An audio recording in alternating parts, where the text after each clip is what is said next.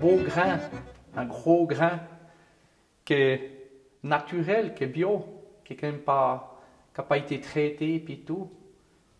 Produit, étant donné que c'est un produit naturel, ça fait belle des choses.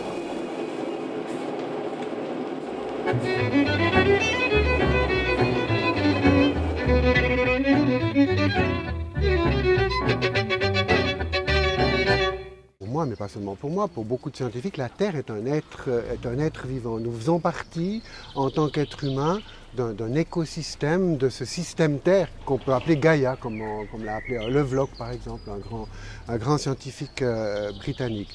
Donc le danger, c'est effectivement par la mécanisation, par la technique de couper le système nerveux de la Terre que constitue l'humanité avec sa source, avec la Terre.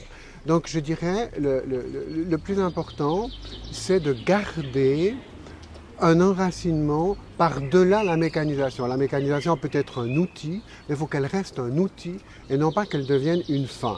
Et non pas qu'elle devienne non plus une technique provoquant une uniformisation des produits. Parce que souvent, la mécanique nous fait regarder, la mécanique ou l'informatique aussi, parce qu'il y a aussi l'informatisation, nous fait regarder la Terre à travers une grille préalable de concepts, et toujours de la même manière. On est programmé à voir la Terre d'une certaine manière. Or, la Terre est beaucoup, la Terre et toutes ses productions sont beaucoup plus riches qu'un simple logiciel. Un simple logiciel risquera, ou la mécanique risque de réduire la Terre à la façon dont on l'a programmée. Donc je ne crois pas qu'il faudrait programmer la Terre et la culture, puis vous parliez de la culture.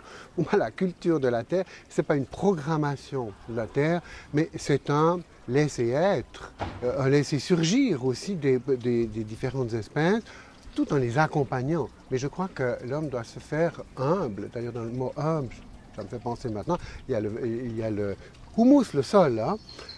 L'humilité consiste effectivement à revenir, se faire d'une certaine façon le serviteur de la terre, être à l'écoute de la terre plutôt que de la programmer.